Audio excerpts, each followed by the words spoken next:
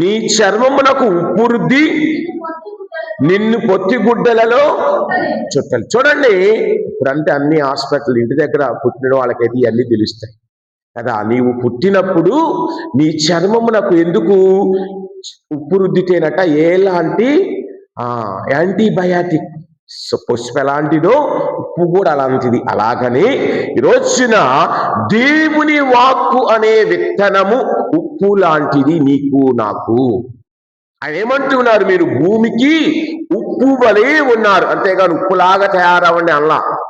Already మనం ఉప్పులాగా ఉన్నాం. ఆ ఉప్పును మనము జాగ్రత్తగా ఎదగాలి అన్న మాటలను చూస్తూ ఉన్నాం.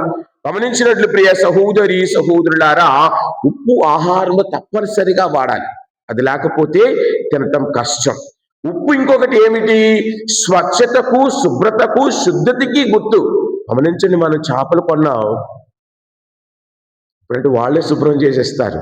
చేసిచ్చిన మనం ఏం చేస్తాం, మజ్జిగ ఉప్పు వేసి బాగా 2-3 సార్లు కడిగితే ఆ నీసు వాసన ఉండదు.